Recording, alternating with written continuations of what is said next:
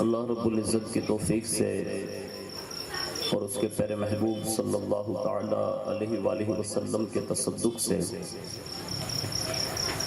بالخصوص پیران پیر روشن ضمیر سیدنا الشیخ عبد القادر جیلانی المعروف غوث العظم دستگیر رضی اللہ تعالی عنہ کی نگاہ عنایت سے ہم اور آپ ماہ ربیع النور شریف کی دوسری شب میں جلسہ عید میلاد النبی صلی اللہ تعالی علیہ وآلہ وسلم میں شرکت کی سعادتیں حاصل کر رہے ہیں۔ اللہ رب العزت میری آپ کی سب کی حاضری کو قبول فرمائیں اور اس حاضری کو ہم سب کے لیے قیامت کے روز نبی کریم رؤوف الرحیم صلی اللہ علیہ وسلم کی شفاعت کا ذریعہ بنائیں۔ میں اپنے گفتگو کا آغاز امام اہل سنت اعلیٰ حضرت فاضل بریلوی علیہ رحمت و رضوان کے ان مایہ ناز کلام سے کرنے کی سعادت حاصل کرتا ہوں جس میں امام عشق محبت اعلیٰ حضرت فاضل بریلوی علیہ رحمت و رضوان بارگاہ رسول عربی صلی اللہ علیہ وسلم میں اپنا خراج عقیدت پیش کرتے ہوئے یوں عرض کرتے ہیں کہ سب سے اولا و اعلیٰ ہمارا نبی، سب سے اولا و اعلیٰ ہمارا نبی، سب سے بالا و والا ہمارا نبی، اور اپنے مولا کا پیارا ہمارا نبی، اپنے مولا کا پیارا ہمارا نبی، دونوں عالم کا دلہا ہمارا نبی، دونوں عالم کا دلہا ہمارا نبی، اور بزم آخر کا شمع فروزاں ہوا، بزم آخر کا شمع فروزاں ہوا، نور اول کا جلوہ ہمارا نبی، نور اول کا جلوہ ہمارا نبی، اور جس کو شایع ہے عرش خدا پر جلوس، جس کو شایع ہے عرش خدا پر جلوس، ہے وہ سلطان والا ہمارا نبی، ہے وہ سلطان والا ہمارا نبی، اور بجھ گئیں جس کے آگے سبھی مشعلیں، بجھ گئیں جس کے آگے سبھی مشعلیں، شمع وہ لے کر آیا ہمارا نبی، شمع وہ لے کر آیا ہمارا نبی، اور جس کے تلووں کا دھون ہے آب حیات، جس کے تلووں کا دھون ہے آب حیات، ہے وہ جانے مسیحا ہمارا نبی، ہے وہ جانے مسیحا ہمارا نبی، اور خلق سے اولیاء، اولیاء سے رسول، خلق سے اولیاء، اولیاء سے رسول، اور رسولوں سے اعلیٰ ہمارا نبی، اور رسولوں سے اعلیٰ ہمارا نبی، اور آگے بڑھ کر کہتے ہیں جس کی دو بوند ہے کوثر و سلسبیل، جس کی دو بوند ہے کوثر و سلسبیل، ہے وہ رحمت کا دریا ہمارا نبی، اور آخر میں کہتے ہیں کہ غم زدوں کو رضا مزدہ دیجئے کہ ہے، غم زدوں کو رضا مزدہ دیجئے کہ ہیں، بے کسوں کا سہارا ہمارا نبی، بے کسوں کا سہارا ہمارا نبی۔ ایک بار اور محبت سے جی لگا کر درود شریف پیش کر لیں۔ اللہم صلی علی سیدنا مولانا محمد معدن الجود والکرم وعلی آلہ واصحابہ وبارک وسلم۔ صلاۃ و سلام علیک یا رسول اللہ صلی اللہ تعالی علیہ وآلہ وسلم۔ آج کی اس روح پرور ساعت میں جس میں ہم اور آپ بیٹھ کر حضور کے میلاد کو سننے کے لیے حاضر ہیں،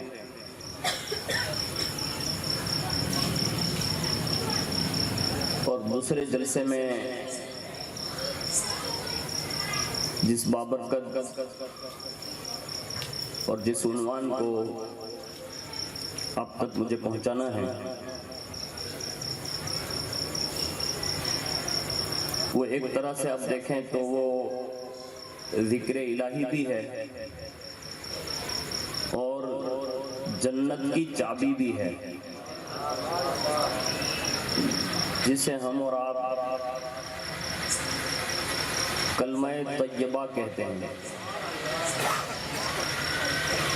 اب یہ کلمہ طیبہ کیا ہے اور اللہ اور اس کے رسول کے نزدیک اس کا مقام اور مرتبہ کیا ہے، اس کو دونوں طرف سے میں آپ کے گوش گزار کرنے کی سعادت حاصل کروں گا۔ اگر آپ کے ذہن و قلوب میں یہ باتیں بیٹھیں تو اس کو ضرور خود بھی اس پر عمل کریں، اور جو بات کما حقہ یاد رہیں وہ دوسروں تک بھی پہنچانے کی کوشش کریں۔ جیسا کہ اس وقت ہماری اور آپ کی سوچ نہیں بلکہ پوری دنیا انسانیت کی یہ سوچ ہے کہ ہر انسان اپنے اپنے انداز میں کہیں نہ کہیں سکون کی تلاش میں ہے، اطمینان کی تلاش میں ہے۔ لوگوں کے حالات یہ بتا رہے ہیں، یہ آواز بہت باہر جا رہی ہے، اس کو میری طرف آواز دیں نا صاحب کر دیجئے گا تو بڑی نوازش ہوگی۔ آپ غلط مت لگائیے گا، آپ کا ساؤنڈ بہت اچھا ہے ماشاءاللہ۔ ایک مرتبہ درود شریف پڑھ لیں، اللہم صلی علی سیدنا مولانا محمد معدن الجود والکرم وعلی آلہ وصحبہ وبارک وسلم، صلاۃ و سلام علیک یا رسول اللہ صلی اللہ تعالی علیہ وآلہ وسلم۔ تو میں یہ عرض کر رہا تھا کہ ابھی کے حالات یہ ہے، بندہ اس سوچ میں ہے اور اس فکر میں ہے کہ کہیں نہ کہیں اس کو سکون چاہیے۔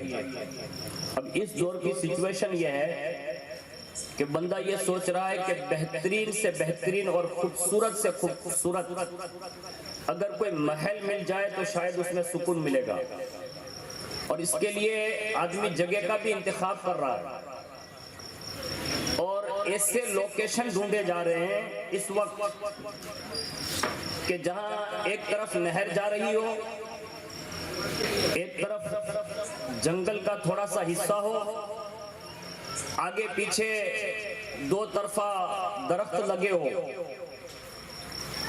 اور ایسی بھینی بھینی ہوائیں آ رہی ہوں کہ جس کے ذریعے سے بندہ یہ سوچتا ہے کہ اب اس مکان میں شاید سکون مل جائے، کوئی ایسا گھر تلاش کر رہا ہے۔ اس میں پیٹیوں کا کوئی قصور نہیں ہے، آپ کا جو مشینیں ہیں اس کو انشاءاللہ آپ کرتے رہیں گے تو خود بخود ہو جائے گا انشاءاللہ۔ ایک مرتبہ درود شریف پڑھ لیں، اللہم صلی علی سیدنا مولانا محمد معدن الجود والکرم وعلی آلہ وصحبہ وبارک وسلم، صلاۃ و سلام علیک یا رسول اللہ صلی اللہ تعالی علیہ وآلہ وسلم۔ تو میں یہ عرض کر رہا تھا کہ اس طرح کے مکانات سے بھی لوگوں کو سکون میسر نہیں ہے۔ اس میں میرے کو نام تو نہیں آتا، لیکن ٹریک نام کا کوئی وہ ہوتا ہے، اس کو کم کر دیجئے، خالی بانس بڑھا دیجئے، آپ کا ساؤنڈ صحیح ہو جائے گا انشاءاللہ۔ تو میں یہ عرض کر رہا تھا، بس اس کو رہنے دیں، بس ہو گیا۔ اس طرح کے مکانات پوری دنیا میں بننے جا رہے ہیں اور لوگ ایسی کالونیاں تلاش کر رہے ہیں، لیکن پھر بھی اس گھر میں سکون میسر نہیں ہے۔ لوگ یہ کہتے ہیں کہ بہترین سے بہترین گاڑیاں خرید لو اور اسی میں گھوم پھر کر زندگی گزارو، اسی میں سکون ہے۔ کوئی کہتا ہے کہ ثروت اکٹھا کر لو، دولت اکٹھا کر لو، جائیداد کما لو اور بہت بڑے مالدار بن جاؤ، لوگ یہ سوچتے ہیں کہ سکون اس میں ہے۔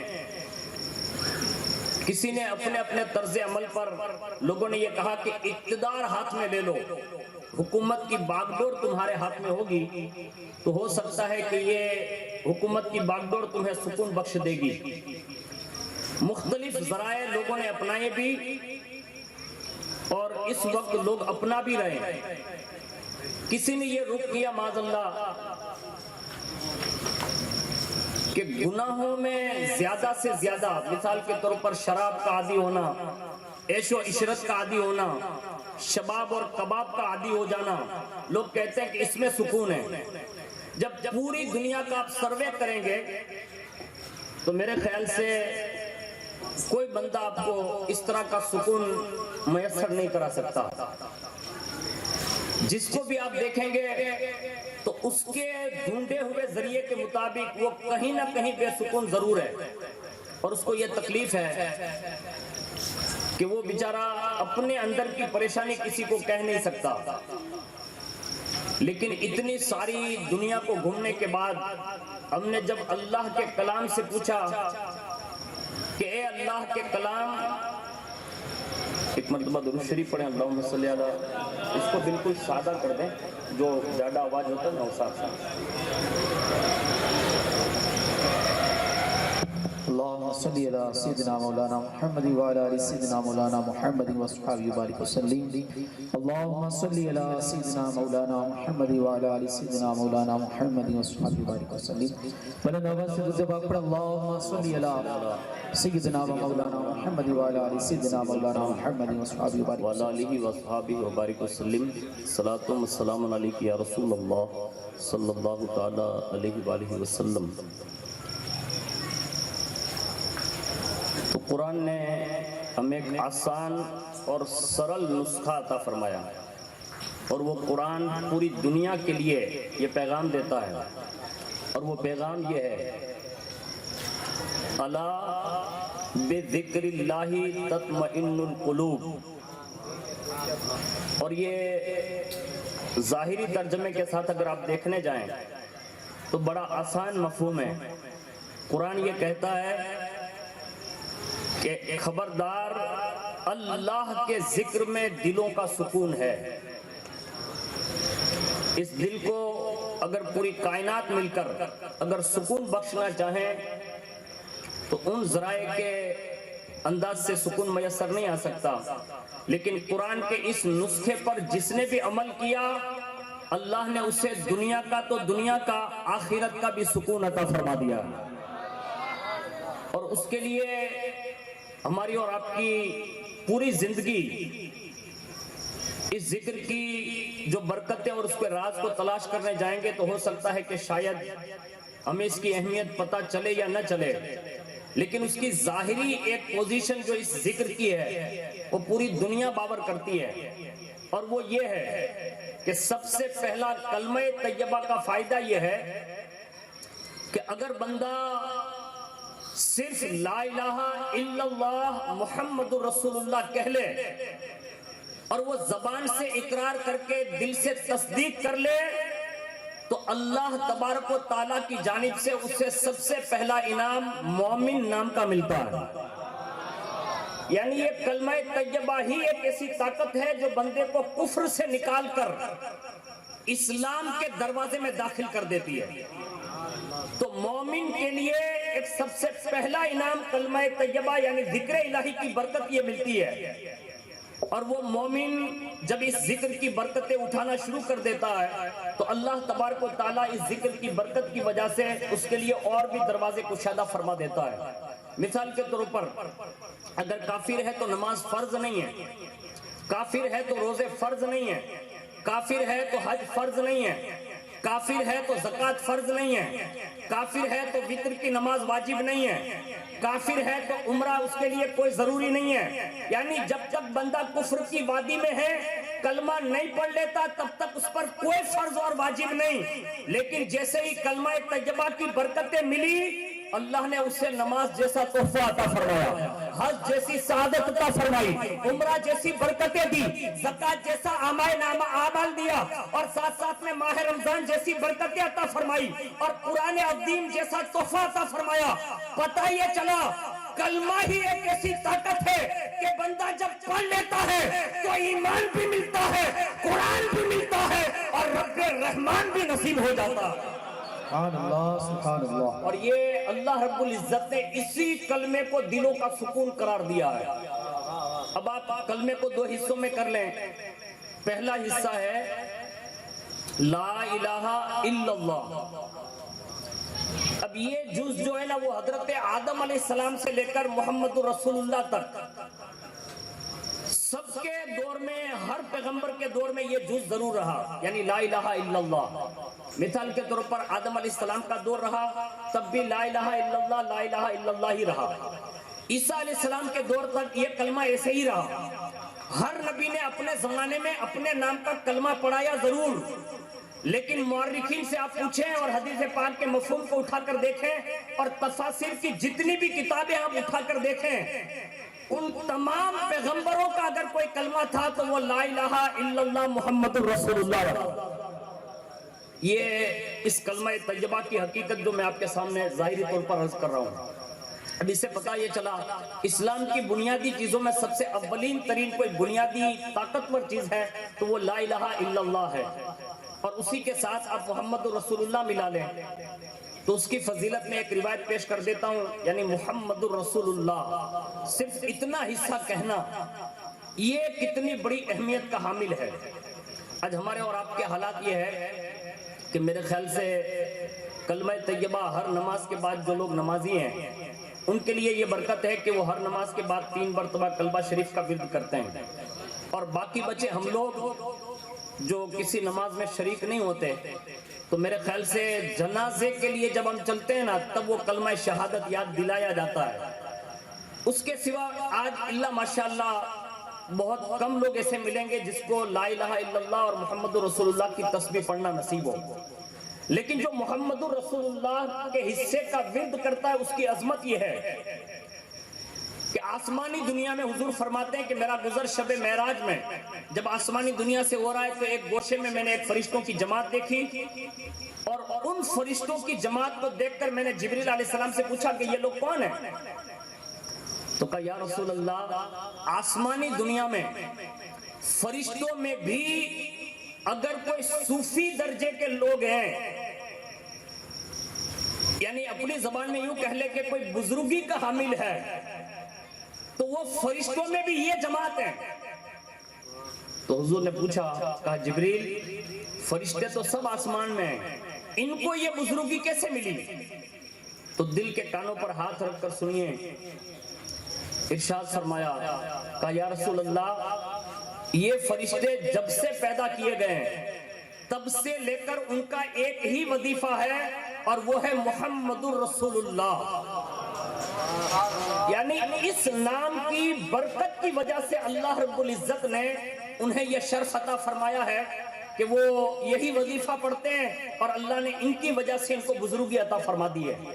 اب ہمیں اور آپ کو بھی چاہیے کہ خالی عید میلاد النبی کے موقع پر ہم اور آپ جلوس بھی نکالتے ہیں، جلسے بھی کرتے ہیں، نیازیں بھی کرتے ہیں، ہر کوئی اپنے اپنی عقیدت کا اظہار کرتا ہے، کرنا بھی چاہیے، لیکن یہ صرف اگر 12 دنوں تک محیط ہے تو میں یہ سمجھتا ہوں یہ ہماری کمزوری ہے، اس لیے کہ ہم صرف 12 دن کے لوگ ماننے والے نہیں ہیں، ہمارا تو پیدا ہونا بھی مصطفیٰ کی ذات کے لیے ہے، ہمارا مرنا بھی مصطفیٰ کی ذات کے لیے ہے، اور جب قیامت کے دن اٹھائے جائیں گے تو ہم کسی اور کے لیے نہیں اٹھائے جائیں گے، بلکہ مولانا حسن رضا بریلوی کہتے ہیں کہ فقط اتنا سبب ہے انہی کا بزم محشر کا کہ ان کی شان محبوبی دکھائی جانے والی ہے۔ سبحان اللہ سبحان اللہ۔ یعنی قیامت کے دن ہمارا اور آپ کا جو سب کا وہاں جمع ہونا ہوگا نا تو وہ بھی صرف اور صرف محمد الرسول اللہ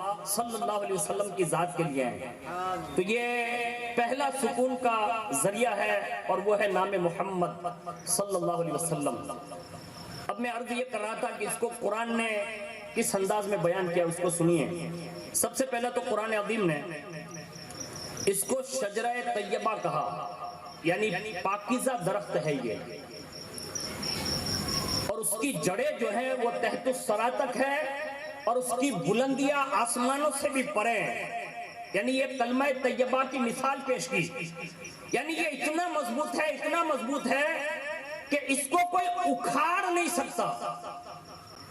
اب آپ دیکھ لیں حضرت آدم علیہ السلام نے آ کر یہ صدا لگا دی لا الہ الا اللہ آدم صفی اللہ، عیسیٰ علیہ السلام تک چلے آئے 1 لاکھ کم و بیش یا 2 لاکھ کم و بیش 24,000 انبیاء کرام آئے، سب نے یہ اعلان کیا لیکن قدرت کا کمال دیکھیں، آج تک جتنے بھی دنیا میں فرقہ باطلہ رونما ہوئے، آج تک کسی نے اس کی بنیاد کو اٹھانے کی کوشش نہ کی۔ آج بھی یہ شجر ایسے ہی لہلہا رہا ہے جس زمانے سے حضرت آدم علیہ السلام نے لگا دیا تھا، اور اس کی طاقت خالی اندازہ دیکھیے، اس میں اثر کتنا ہے۔ بظاہر تو ہمیں چند حروف تہجی نظر آتے ہیں، اگر آپ ٹوٹل کلمہ طیبہ کو ملا لینا تو زیادہ سے زیادہ 24 حروف کا مجموعہ ہے، یعنی ٹوٹل حرف گن لیں تو یہ 24 حروف کا مجموعہ ہے۔ لیکن اس کی اہمیت سمجھنا ہے تو میں حضرت موسیٰ علیہ السلام کے دور میں آپ کو لے چلوں، جس سے آپ کو اندازہ ہوگا۔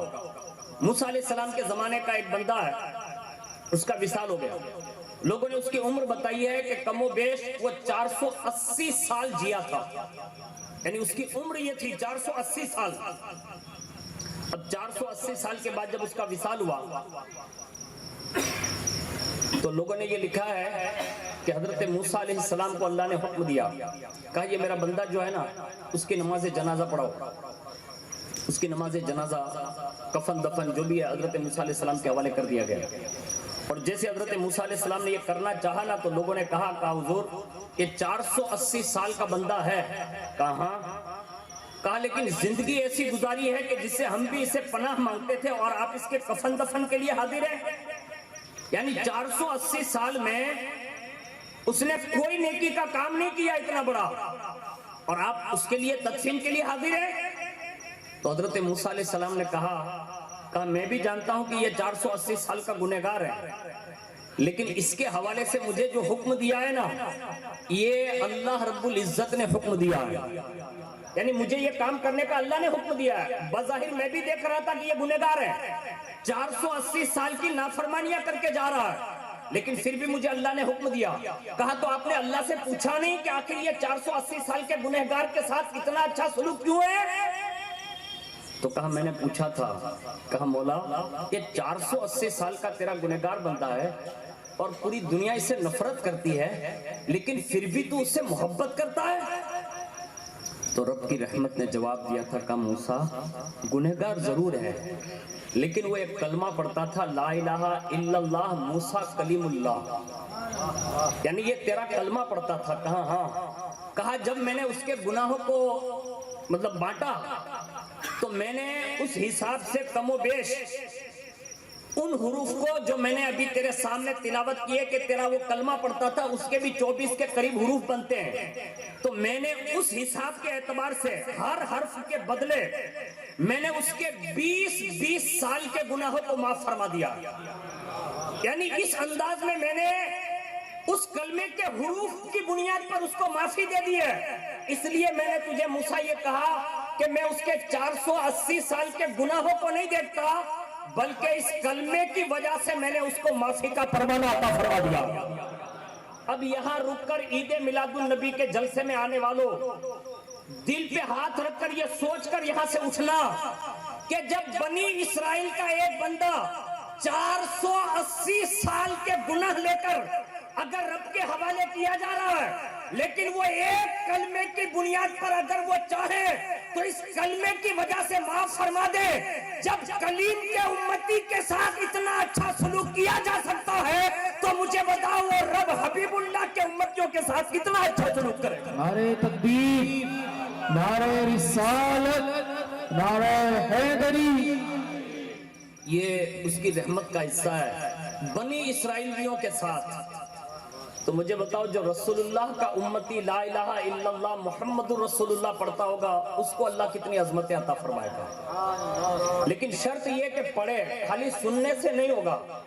ہم نے بہت سن لیا، میں یہ کہتا ہوں میری 38 سال کی عمر ہے، میں 11 سال اگر میری سمجھداری میں اگر اپنے آپ کو سمجھدار کہوں تو حالانکہ سمجھدار نہیں ہوں، نہ سمجھی ہوں ابھی بھی، لیکن ایک بات عرض کر رہا ہوں، جب سے عقل و شعور آیا نا تو میں چھوٹی چھوٹی محفلوں میں جاتا تھا، یعنی 7 یا 8 سال کی عمر تھی میری، اور اس مجلسوں میں جاتے جاتے ان مجلسوں نے مجھے پڑھنے کا شوقین بنا دیا تھا، اور 8 سال کی عمر سے ہی میں نے ادارے میں داخلہ لے لیا تھا، اور اس کے بعد جب 11 سال کی عمر کو پہنچا نا تب سے مجھے یہ شوق تھا کہ میں لوگوں کے سامنے بیان کر سکوں، اور 11 سال کی عمر سے ابھی تک یہ بیان کا سلسلہ اب تک جاری اور ساری ہے۔ اب دعا کریں کہ اللہ زندگی پر مجھ غریب سے یہ کام لیتا رہے۔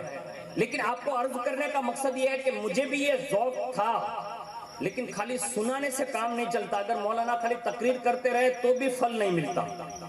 پھل اسی وقت ملے گا جب وہ مولانا ہو کر خود بھی اس پر عمل کرے، یعنی لا الہ الا اللہ کا ذکر کیا کرے۔ اس لیے کہ جس کو یہ لفظ لا الہ الا اللہ کی سمجھ آتی ہے نا، پھر وہ خالی مولانا مولانا نہیں رہتا بلکہ مولانا روم بن جاتا ہے۔ یہ ساری چیزیں اس وقت میسر آتی ہے کہ اس کی حقیقتیں جب افشا ہو جاتی ہے نا تو مولا روم بن جاتا ہے۔ اور وہ مولا روم بھی ایسے ہی نہیں بنتا بلکہ کسی مرد قلندر شمس تبریزی کا غلام بن جاتا ہے، تب اسے کلمے کی حقیقتیں سمجھا بھی جاتی ہے۔ سبحان اللہ سبحان اللہ۔ آج دنیا میں کلمہ پڑھانے والے کم نہیں ہیں، کلمہ بہت پڑھاتے ہیں، ہم بھی پڑھاتے ہیں، آپ بھی پڑھاتے ہیں، لیکن جس کو اس کی حقیقت سمجھ میں آئی نا اس کو سنیے۔ حضرت جلال الدین رومی اپنے زمانے کے اتنے بڑے عالم دین تھے کہ روایت میں لکھا ہے کہ 400 یا 4000 کے قریب شاگرد ان کے آگے پیچھے چلتے تھے خالی، اور وہ جہاں درس لگاتے تھے نا بڑے بڑے اہل علم لوگ ان کی بارگاہ میں درسگاہ میں آ کر علم حاصل کرتے، اتنے بڑے مولانا۔ اب جب وہ حضرت شمس تبریز رحمۃ اللہ تعالی علیہ کا واقعہ آپ سنتے رہتے ہیں، جب ان سے ملاقات ہو گئی اور باقاعدہ ان کے معتقد ہو گئے، اور جب اس مرد قلندر کے معتقد ہوئے نا تو پھر گھر والوں نے بھی کوسا، علاقے والوں نے بھی کوسا، نہ جانے کیا کیا کہا، لیکن یہ جانتے تھے کہ جس کے پیچھے جا رہا ہوں نا وہ منزل مقصود تک پہنچانے والے لوگ ہیں، بس اس کے پیچھے چل پڑے۔ اب ایک دن شمس تبریز علیہ رحمہ درسگاہ میں آ گئے، بچے پڑھ رہے ہیں۔ مولا روم نے دیکھا کہ جب شمس تبریز علیہ رحمہ آئے تو بڑا استقبال کیا، بٹھایا اپنے قریب، بیٹھے بیٹھے کہا حضور کوئی کام ہے؟ تو کہا نہیں ایسے آئے ہوئے ہیں۔ کہا اچھا، کہا آپ اپنا پڑھائیے۔ انہوں نے پڑھانا شروع کیا۔ جب وہ درس دے ہی رہے تھے تو بیچ میں ٹوکتے ہوئے کہا مولانا، کہا کیا؟ کہا ایک سوال ہے میرا۔ اب وہ جذب کی کیفیت ہے، اللہ والے لوگ ہیں، تو کہا کیا سوال ہے حضور آپ کا؟ تو کہا آپ کو کلمہ طیبہ آتا ہے؟ کن کو کہا؟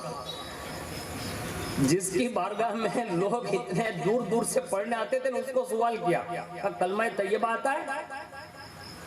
اب جب یہ کہا نا تو اب مولانا ہوتے تو تیور بدل جاتا نا۔ منج کو کہا آگڑے اوپر تین کہ مولانا تم نے تراویح نہ بعد میں دعا آوڑے، تو ایک اچمبا ہوگا نا، آپ کو بھی ہوگا مجھے بھی ہوگا۔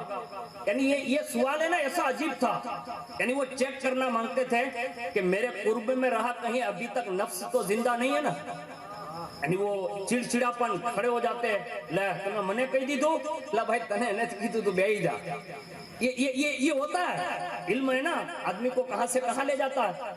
لیکن وہ مولا روم بن چکے تھے، کہا حضور کلمہ تو آتا ہے لیکن آپ نے جو رنگ دیا ہے نا تو ایک عجیب کیفیت ہے۔ تو کہا کتنی طرح سے کلمہ پڑھ سکتے ہو؟ یہ کہا اگر آپ مجھے پوچھیں نا کہ بھائی مولانا کتنی طرح سے آپ کلمہ پڑھ سکتے ہیں تو میں ایک ہی نام لوں گا، ایک طرح سے۔ یعنی کلمہ شریف کیسے پڑھا جائے گا؟ لا الہ الا اللہ محمد رسول اللہ، بس یہ ایک قرأت مجھے یاد ہے، حالانکہ میں سالوں سے یہ فن پڑھاتا ہوں لیکن ایک ہی قرأت جانتا ہوں پڑھنے کی۔ لیکن مولانا روم تھے نا، جیسے پوچھا نا کہ مولانا کلمہ پڑھنا آتا ہے؟ کہا ہاں حضور۔ کہا کتنی بار پڑھ سکتے ہو؟ یعنی کس انداز سے، کس پیرائے سے، کتنی مرتبہ، کتنی قرأت سے پڑھ سکتے ہو؟ تو برجستہ کہا حضور کم از کم 70 قرأت سے پڑھ سکتا ہوں، ایک ہی کلمہ کو 70 طریقے سے پڑھ سکتا ہوں۔ اب شمس تبریز علیہ رحمت سامنے ہیں تو کہا اچھا 70 طریقے سے پڑھ سکتے ہیں، اتنا زیادہ نالج؟ کہا حضور یہ آپ کی دعائیں ہیں، 70 طریقے سے پڑھتا ہوں۔ تو کہا پڑھیے۔ اب انہوں نے کہا کہ حضور آپ کے سامنے کیا پڑھوں، آپ تو سب راز جانتے ہی ہیں۔ کہا نہیں پڑھیے۔ بار بار اصرار کیا نا تو پھر پڑھنا شروع کیا، کم از کم 70 طریقے سے پڑھ کر سنا دیا۔ اور جیسے پڑھ کر سنایا نا تو ظاہر سی بات ہے کہ ہونا یہ چاہیے تھا کہ واہ واہ، کیا ہونا چاہیے تھا؟ واہ واہ، شاباش شاباش، سبحان اللہ، ماشاء اللہ، یہ ملنا چاہیے تھا۔ وہیں بیٹھے بیٹھے شمس تبریز کہتے ہیں مولانا 70 بار پڑھا ہے نا؟ کہا ہاں۔ کہا ایک بار بھی صحیح نہیں پڑھا۔ હવે એ આપણા મૌલાનાને કોકે કહી દીધું હોય કે આપણા મૌલાના સૂરે ફાતિહા જ હાચી નથી પડતા તો મુતવલ્લીના હાથમાં તલવાર, મુક્તદીના હાથમાં ધોકો, ધારિયા, પાઇપો અમારા મૌલાનાને કહી દીધું? નહીં ભાઈ, કોઈને નથી કીધું। लेकिन वो बड़े लोग थे तो बात हो गई, एक बार भी सही नहीं पड़ा। जब ये नहीं कहा ना, ये कहा ना एक बार भी सही नहीं पड़ा, तो अब शागिर्दों के दरमियान है। अब शागिर्द जो होता है ना वो बड़ा अपने उस्ताद का मुतकीद होता है। सब टिक टिकी बांध कर देख कर कहते हैं ये फकीर ने तो हमारे उस्ताद को ये कहा 70 बार में एक बार भी सही नहीं पड़ा, तो सही कलमा कौन सा होता है? लेकिन वो बड़े मुअद्दब लोग थे, क्योंकि मौलाए रूम के शागिर्द थे, सब बैठे रहे। तो मौलाए रूम ने हाथ बांध कर कहा, हुजूर मैंने तो एक भी बार सही नहीं पढ़ा, आप पढ़ा देंगे कि सही कलमा कौन सा है? ये आजिज़ी है। उसी वक्त कहा, हुजूर आप पढ़ा देंगे कि कलमा कौन सा सही है? तो कहा पढ़ाऊंगा। कहा उसके लिए काम करेगा? कहा हुजूर फरमाए। कहा घर से 2 प्लेटें मंगा लो, प्लेट थाली। अब वो आजकल की थाली जो बजवाते उसकी बात नहीं कर रहा हूँ, उस जमाने में मिट्टी के बर्तन होते थे, तो वो मंगवाए 2 डिश, उसको ऊपर नीचे ऐसे रख दिया, और जैसे ऐसे ऊपर नीचे रखा, हजरत शम्स तबरेज़ अलैहिर्रहमान ने जब दोनों प्लेटें ऊपर नीचे रखवा दी तो एक ऐसे ज़र्ब लगाई, ला इलाह ऐसे, और जैसे इलाह पर पहुंचे ना तो प्लेट उठी और छत पे टकरा गई। ला इलाह पर छत पर टकराई, और जब इल्लल्लाह कहा ना तो वापस नीचे आ गई। और बार बार ऐसे रट लगाते ऐसे ऊपर नीचे होती गई, यहाँ तक के दोनों प्लेट को ऊपर भी पहुंचाया, नीचे भी पहुंचाया। बार बार ये तकरारें करवाई, और जब दोनों सुकून पजीर होकर नीचे आ गई ना, तो मौलाना रूम से कहा, मौलाना जिस दिन कलमे में ये असर आ जाए तो समझ लेना उस दिन तेरा कलमा सही हो गया। हाँ, वरना हमारा और आपका क्या गिना जाएगा ना वो मैं आपको बता नहीं सकता। हकीकत यही है, अगर बरकाती इस स्टेज पर अगर मैं बताकर चला जाऊं ना तो शायद मेरे ख्याल से दोबारा मेरी कोई तकरीर सुनने के लिए तैयार नहीं होगा। हाँ, इसलिए कि हम रस्म की तरफ बढ़ रहे हैं, हकीकत की तरफ नहीं बढ़ रहे हैं। इसलिए कि हमारे यहाँ जो चीजें उजागर की जाती है ना वो सिर्फ रस्मी तौर पर है, हकीकत से उसका कोई ताल्लुक नहीं। और जिसको हकीकत का पता चल जाता है ना तो फिर उसको किसी की जरूरत नहीं रहती, वो जंगल में भी रहता है, हक हूँ की सदाएं लगाता है, तो फिर वहां लश्कर इंसानों के नहीं अल्लाह के मुकद्दस फरिश्तों के लश्कर पहुंच जाते हैं। हमारे यहाँ तो कलमे बहुत पढ़ाए जाते हैं और हम पढ़ भी रहे हैं, लेकिन हमारा सगा बेटा हमारा फरमाबरदार नहीं है। हमारी जवान बेटियां आज भी गरबे की तरफ बढ़ रही है, हमारी बीबियां आज भी ये गैरों के मज़ाहिब की तरफ बढ़ रही है, हमारी बेटियां आज भी गैरों के हाथ में हाथ डालकर भाग रही है। मैं कहता हूं हमारी कलमे की जो रस्म है उसको रस्म से नहीं हकीकत से जोड़ दो।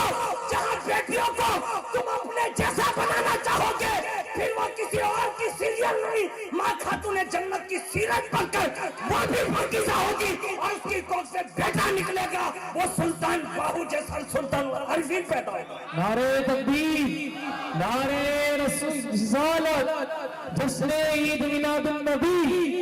हमने तो सिर्फ अपने बेटों को भी रस्मी तौर पर मदरसों में भेजा है, वो खाली इमाम बन जाए, मौलाना बन जाए, आलिम बन जाए, मुकर्रिम बन जाए, नादखा बन जाए, मुफ्ती बन जाए, शेखुल हदीस बन जाए।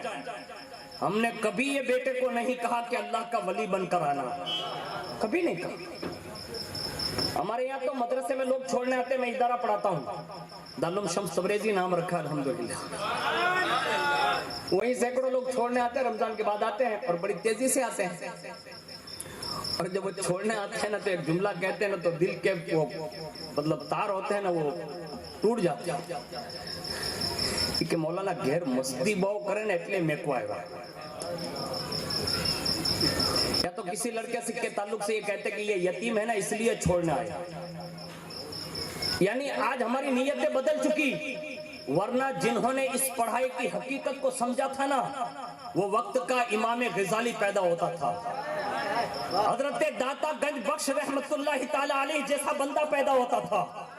जब हकीकत के तौर पर इल्म पढ़ाया जाता था تو وقت کا سلطان الہند غریب نواز پیدا ہوتا تھا، بابا قطب، بابا فرید صابر قلندری جیسے لوگ پیدا ہوتے تھے۔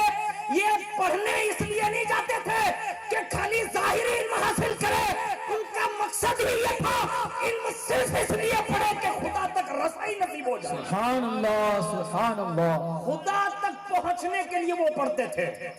آج ہمارے حالات دیکھ لیں آپ، ہمارے یہاں کوئی ایسا آپشن نہیں ہے، لیکن میں خدا تک رسائی کے لیے بات آ گئی تو عرض کر دوں۔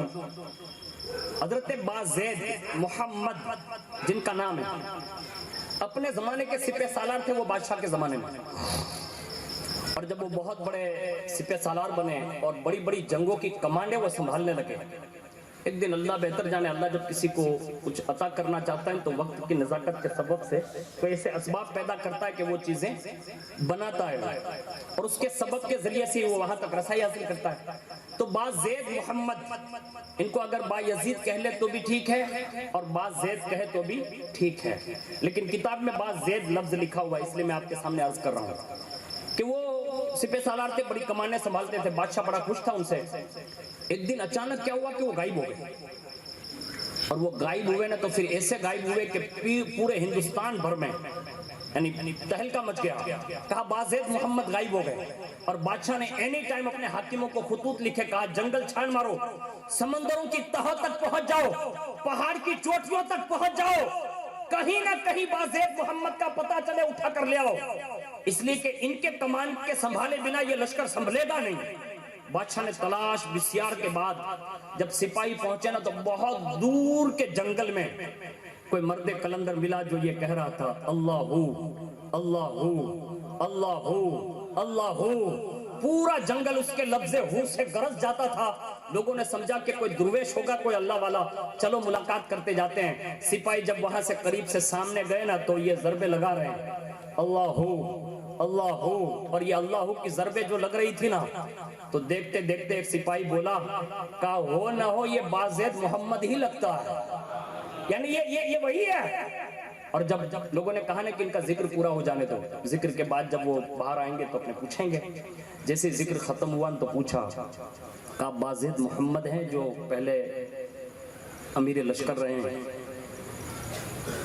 تو سب سے پہلے یہ کہا نہیں، آپ جو امیر لشکر کہہ رہے ہیں وہ بازید محمد نہیں ہوں، یعنی لشکر کا امیر جو آپ کہہ رہے ہیں اب وہ نہیں ہوں، بازید محمد ضرور ہوں، لیکن وہ نہیں ہوں جو تم پہلے جانتے تھے، اس لیے کہ اب مجھے اس لشکر سے بھی کوئی لینا دینا نہیں اور بادشاہ کی حکومت سے بھی کوئی لینا دینا نہیں۔ جب انہوں نے کہا نا کہ آپ وہی ہے اور ہمیں پتہ چلتا ہے کہ آپ کی باتوں سے کہ آپ بادشاہ کا نام لے رہے، اس کا مطلب آپ پہچانتے ہیں، اور آپ نے اپنا نام بھی اسی کے ہم نام بتایا ہے، اگرچہ آپ ہو یا نہ ہو لیکن آپ کی سوچ کے حساب سے ہم یہ عرضی رکھتے ہیں، اگر آپ قبول فرما لیں۔ کہا کیا عرضی ہے؟ کہ حضور ایک کام کریں، بادشاہ کے پاس چلیں، یعنی حاکم وقت کے پاس چلیں، اور کم از کم اس کو چہرہ دکھا دیں تاکہ ہم لوگ جو بھاگ دوڑ کرتے ہیں نا آپ کی تلاش میں، کم از کم ہمیں سکون میسر آئے۔ جب سے آپ غائب ہوئے تب سے تلاشی شروع ہے۔ کہا ٹھیک ہے، لیکن ایک شرط پر چلوں گا۔ کہا کس شرط پر؟ کہا شرط یہ ہوگی کہ بادشاہ سے یہ کہنا تمہارا ذمہ ہوگا کہ اب مجھے وہ لشکر میں نہیں بھیجے گا، یعنی لشکر کا واپس باغ دور مجھے نہیں دے گا۔ کہا ٹھیک ہے حضور ہم وہ سفارش کر دیں گے۔ حاکم وقت کے پاس لے جائے گئے، اور جیسے ہی بیٹھے اور بادشاہ نے ایک نظر دیکھا اور کہا بازید محمد کیا ہوا؟ کہا کچھ نہیں ہوا۔ کہا آپ نے یہ لشکر کا امیر پن کیوں چھوڑ دیا؟ کہا اب دل یہ چاہتا ہے کہ جس کا ذکر مل گیا ہے نا اسی کے ساتھ لگا رہا، یعنی اب لشکر کی ضرورت نہیں ہے، اس کے ذکر میں محو ہو چکا ہوں، زندگی اسی میں گزارنا چاہتا ہوں۔ بادشاہ نے کہا بازید محمد اگر اسی طرح آپ زندگی گزارو گے تو یہ لشکر کا کیا ہوگا؟ فرمایا یہ لشکر تو اور میں نہیں چلاتا، جس کا نام لیتا ہوں نا وہی چلاتا۔ فتح اور شکستیں یہ میں اور تو نہیں کرتا، وہ رب قدیر کرتا ہے، اسی کے دست قدرت میں ہے، وہ جب چاہتا ہے فتح دیتا ہے، جب چاہتا ہے شکست دیتا ہے۔ میری اور تیری طاقت نہیں ہے، اور اس منزل کا مجھے پتا چل چکا ہے، میں اسی کے شرط کے ساتھ تیرے پاس آیا ہوں۔ بادشاہ نے ہاتھ جوڑے، کہا کوئی نہ کوئی عہدہ قبول کر لے۔ کہا کوئی عہدہ نہیں۔ تو کہا کم از کم اتنا کرے میری حکومت میں یہی رہیں۔ کہا ایک شرط پر رہوں گا۔ کہا کس شرط پر؟ کہا میں الگ حجرے میں رہوں گا، یعنی جس کو اس کی شان کا پتہ چلتا ہے نا، پھر وہ کسی کے ساتھ بیٹھنے کی بھی بات نہیں کرتا. کہا حجرے میں رہوں گا اور کہیں بھی لشکر کشی کے لیے نہ جاؤں گا. میرا جی چاہے گا تو باہر نکلوں گا، میرا جی چاہے گا تو باہر آؤں گا، اور میں جو کہہ دوں وہ بات رکھنی پڑے گی. ساری شرطیں منظور ہے. کہا آپ ہمارے ساتھ رہے. جب ساری شرطیں منظور کر لی گئی، ایک حجرہ دے دیا گیا. اب وہی کمرہ ہے، وہی بازید محمد ہے. حق ہو کی صدائیں بلند ہوتی رہی ہے. اچانک ایک دن باہر نکلے نا تو لشکر کو دیکھا، تو ایک کو بلایا اور پوچھا کیا ہونے والا ہے؟ کہا بادشاہ چڑھائی کرنے والا ہے اور فلاں بادشاہ سے جنگ ہونے والی ہے. کہا اچھا. کہا اس میں ہونے کیا والا ہے؟ کہا بادشاہ کا ارادہ یہ ہے کہ اس بادشاہ کا سر کاٹ کر جو لائے گا بڑا انعام دیا جائے گا، اور نہ جانے بادشاہ کیا کیا انعام دے گا، بادشاہ خود بھی جانے والا ہے. بس اتنا سن لیا، اندر گئے، اپنا لباس تبدیل کیا، باہر نکلے، اور باہر نکل کر بادشاہ سے کہا ایک تلوار میرے ہاتھ دے دے، ایک نیزہ دے دے. بس وہیں گھوڑا لیا، سیدھے گئے اس میدان کی طرف جہاں لشکر انتظار کر رہا تھا. اس خیمے تک باقاعدہ پہنچ گئے جہاں بادشاہ خود بیٹھا تھا. ابھی لوگ پوچھتے کون ہو، کہاں سے آئے ہو، کس کام کے لیے آئے ہو؟ ایک تلوار کی زد میں بادشاہ کا سر قلم کیا، ہاتھ میں لیا، لیے، اور اپنی منزل پر واپس آ کر جہاں بادشاہ کھڑا تھا نا اس کے قدموں میں ڈال کے کہتے ہیں لے یہ بادشاہ کا سر. اور جیسے ہی یہ دیکھا نا، کہا بازید تم نے یہ کیا کیا؟ میں نے تو تمہیں بھیجا نہیں تھا. کہا تو جس کے لیے یہ ساری امت کو نقصان پہنچانے والا اور فائدہ پہنچانے والا تھا نا، میں نے سوچا پہلے میں ہی کام کر دیتا ہوں تاکہ یہ لوگ آرام کر سکے. یعنی تیرا مقصد یہی تھا، میں نے پورا کر دیا. تو کہا انعام؟ تو کہا حضور آپ کو تو کسی چیز کی ضرورت نہیں، آپ کیا انعام لیں گے؟ کہا ایک کام کر، آج سے مجھ سے کبھی کوئی کام نہ لے گا اور مجھے وہاں جانے دے میں جہاں جانا چاہتا ہوں. تو کہا حضور آپ کہاں جائیں گے؟ تو کہا میں جنگل جانا چاہتا ہوں. اور جب وہ جنگل کی طرف جانے لگے تو بادشاہ نے کہا حضور میری طرف سے ایک ریکویسٹ قبول فرما لیں. کہا کیا چاہتا ہے؟ کہا حضور ایک کام کریں، کم از کم میری کچھ زمینیں ہیں میرے حصے میں یہ چاہتا ہوں کہ زمینوں پر آپ قابض رہیں اور آپ جب چاہیں تو اس کو استعمال میں لا سکتے ہیں. کہا ٹھیک ہے، اپنے لیے نہیں لیتا لیکن نانا جان کی امت کے لیے لیتا ہوں، یعنی رسول اللہ صلی اللہ علیہ وسلم کی امت کے لیے لیتا ہوں، کام آئے گا تو ان کو دے دوں گا. یہ کہہ کر وہ جنگل کی طرف رخ کیے. اور جب ان کے یہ سالے لوگ یعنی ان کے نکاح میں حضرت راستی بی بی جو تھے نا، ان کے بھائی لوگ وہ وہاں پہنچے اور حضرت بازید محمد سے کہا چلیے. کہا کہاں؟ کہا گھر. کہا کون بلا رہا ہے؟ کہا بی بی راستی بلا رہی ہے. جب بیوی کا نام لیا نا تو کہا جھوٹ بول رہے ہو. یہ جملہ کہا جھوٹ بول رہے ہو. کہا کیوں؟ کہا راستی کو جتنا میں جانتا ہوں تم نہیں جانتے. یہ کہا جتنا میں جانتا ہوں تم نہیں جانتے. ان سب لوگوں نے کہا کہ ہم ہاتھ جوڑتے ہیں، ہماری ریکویسٹ ہے آپ چلیے. کہا نہیں، تم نے یہ کہا نا کہ راستی بلا رہی ہے، یعنی میری بیوی بلا رہی ہے، گھر واپس لوٹو اور اس سے پوچھو کہ وہ چاہتی ہے کہ بازید محمد واپس آئے یا وہیں جنگل و بیابان میں رہے. جیسے وہ راستی بیوی کے بھائی لوگ 4 یا 5 تھے وہ سب گھر آئے اور بیوی راستی سے پوچھا کہ آپ چاہتی ہے کہ بازید محمد اپنے گھر واپس لوٹ آئے؟ تو اس مرد کلندر نے جو اپنے زمانے کی ولیہ تھی اس نے کہا نہیں، میں نہیں چاہتی کہ بازید یہاں واپس آئے. تو کہا کہ آپ اپنے شوہر کے حوالے سے یہ کہہ رہی کہ وہ واپس نہ آئے؟ کہا نہیں. کہا تو؟ کہا اب راستی تو یہ چاہتی ہے کہ جہاں وہ ہے راستی خود وہاں چل کر جائے. یعنی اب وہ جس مشن پر ہے نا اس میں ایک مقصد ہے اور وہ تم بھائی نہیں سمجھ سکتے. اب لوگوں نے جب یہ سن لیا نا تو کہا آپ ہی جو فیصلہ کریں گے وہ ہمیں منظور ہے. کہا مجھے لے چلو وہاں جنگل میں لے جایا گیا. اور جیسے حضرت بی بی راستی وہاں پہنچی، ایک نظر ڈالی اور فرمایا راستی جانتی ہو ہم سے اللہ کون سا کام لینے والا ہے؟ تو سر کے اشارے سے ہاں کہا. کہا کیا جانتی ہو؟ کہا یہ جانتی ہوں کہ ہمارے نسب سے ایک سلطان پیدا ہوگا، ایک سلطان پیدا ہوگا جسے دنیا آنے والے وقتوں میں اپنے زمانے کا سلطان الفقراء کہہ کر پکارے گی اور نام اس کا سلطان باہو ہوگا اور وہ ہماری ہی کوکھ سے نکلے گا. اور جیسے ہی یہ سنا بی بی راستی سے کہ میری بیوی بھی اس بات کی تائید کر رہی ہے کہ اللہ مجھ سے کام لینے والا ہے اور میرے یہاں ایک بچہ نمودار ہونے والا ہے، فرماتے ہیں کہ چند عرصے کے بعد حضرت راستی بی بی کے یہاں سے ایک بیٹے نے جنم لیا جسے دنیا سلطان باہو کہتی ہے. جب چلتے پھرتے چلے نا، چلتے پھرتے سیکھ گئے نا خالی سلطان باہو، تو مورخین نے لکھا ہے کہ ماں کے دودھ پینے کے زمانے سے ہی روزے دار رہتے تھے. سبحان اللہ. اور جب چلتے پھرتے اور کچھ بولنے لگے نا تو کچھ نہ بولتے تھے, بس ہو. یہ جملہ ان کی زبان کا نکلا. اور یہ سلطان باہو جس کے گھر میں پیدا ہوئے نا, یہ عام بچے کا نام نہیں ہے. میں آپ کو جو میلاد سنانے بیٹھا ہوں نا, یہ اس کا ایک حصہ ہے کہ اللہ نے عالم ارواح میں جو اس کی شان اس نے سب سے پہلے نور محمدی جو بنایا, اس نور محمدی سے سب سے پہلے جو 7 روحیں پیدا کی گئی, اس میں سے ایک روح سلطان باہو کی روح تھی. سبحان اللہ, سبحان اللہ. 7 روحوں میں سے ایک روح حضرت سلطان باہو کی پیدا کی گئی تھی. وہ سلطان باہو دنیا میں آ گئے. اور جیسے حضرت بی بی راستی نے اپنے بیٹے کو شام سے دیکھا تو کہا, بازید محمد ایک کام کرتے ہیں, بستی کی طرف چلتے ہیں, اس کی جو پالن پوشن اور پرورش کرنی ہے وہ شہر میں جا کر ہی ہو سکتی ہے. کہا ٹھیک ہے چلتے ہیں. اور جیسے تشریف لے گئے, چند روز ہوئے تو سوچا کہ ظاہری تعلیم و تربیت سے آراستہ کریں. تو بازید محمد نے کہا راستی, کہا کیا؟ کہا یہ بیٹے کی تعلیم اور تربیت ہمارے حوالے نہیں ہے. کہا تو؟ کہا اس کی تعلیم اور تربیت کا ذمہ محمد الرسول اللہ نے اٹھایا ہے, یعنی رسول اللہ کے ذمے. تو کہا حضور کو دنیا سے تشریف لے گئے, ایک زمانہ ہو گیا, اب یہ بچہ وہاں تک رسائی کیسے کرے گا؟ کہا دنیا سمجھے یا نہ سمجھے, بازید محمد جو کہتا ہے وہ ہو کر رہنے والا ہے کہ میرے بیٹے سلطان کو اگر کوئی سب سے پہلے بیعت کرے گا یعنی مرید بنائے گا تو کوئی اور نہیں ہوگا, اس کا مرشد کامل محمد الرسول اللہ ہوگا. سبحان اللہ, سبحان اللہ. وہ دن بھی آیا کہ حضرت سلطان باہو جب بازار جانے لگتے تھے نا تو آتے جاتے ایک دن دیکھا ایک گھوڑ سوار آیا اور سامنے سے ملا.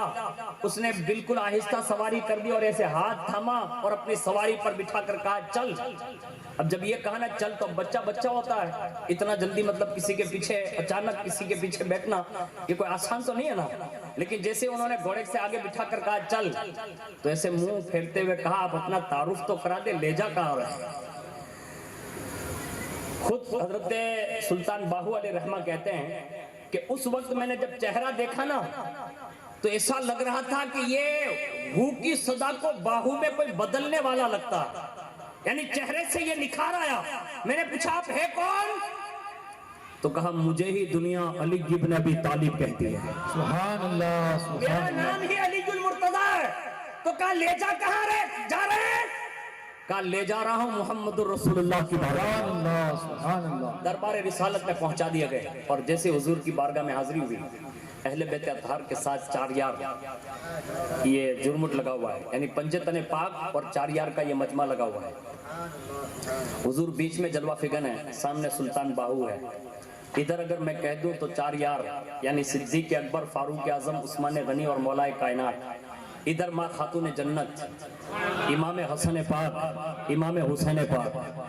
اور یہ چھوٹا سا قافلہ جو ہے اس کے بیچوں بیچ آپ کو بٹھایا اور حضور نے ایک نظر ڈالی اور فرمایا بیٹا ہاتھ بڑھا. تو انہوں نے ہاتھ اس سے لمبا کیا, حضور نے اپنے ہاتھ میں لیا اور اپنا مرید بنایا. یہ جو میں کتاب پڑھ رہا ہوں نا, یہ میرے پاس کتاب موجود ہے, اس کو آپ کبھی خریدیے گا. یہ محفل اولیاء نام کی کتاب ہے اور اس کے سوائے ایک سلطان باہو کی سیرت پر ایک کتاب میرے پاس ہے, چھوٹا سا کتابچہ, اس میں بھی یہ بات لکھی. حضور نے مرید کیا اور جیسے مرید بنایا نا اس کے بعد فرمایا ابو بکر تیری صداقت کا حصہ بھی تو دے دے. فاروق اعظم سے کہا تیری عدالت کا حصہ دے دے. عثمان غنی سے کہا اپنی سخاوت دے دے. مولا کائنات سے کہا اپنی ولایت اور اپنی شجاعت بھی ادا کر دے. اور اس کے بعد کہا علی المرتضیٰ میری بیٹی فاطمہ کے پاس لے جاؤ. سیدہ کائنات جلوہ فکر تھی, ان کی گود میں دیا اور یہیں سے حضور کہتے ہیں فاطمہ اس سے یوں کہہ کہ آج سے تو میرا فرزند ہے. یہ رسول اللہ نے کہلوایا, کہا میری بیٹی فاطمہ یہ کہہ کہ آج سے یہ تیرا فرزند ہے. ماں خاتون جنت نے کہا سلطان آج سے تو میرا فرزند ہے, اور اپنی طہارت پاکیزگی حیا کی دولت جو تھی اس سے نوازا.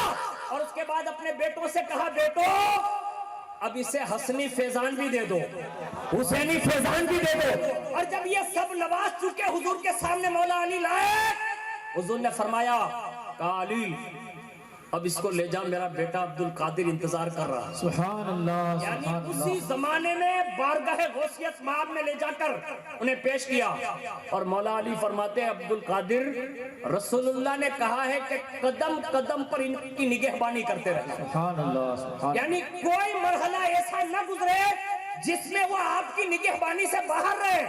حالانکہ ہمارا غوث پاک تو یہ ہے کہ فرماتے ہیں نظرت الی بلاد اللہ جمعا، یعنی آپ فرماتے ہیں کہ میں اللہ کے تمام شہروں کو دیکھ رہا ہوں، ان تمام شہروں میں اگر کسی پر خصوصی توجہ کے لیے کہا جا رہا ہے تو دنیا اس سے سلطان باہو کہا جا رہا ہے کہ اس پر خصوصی توجہ۔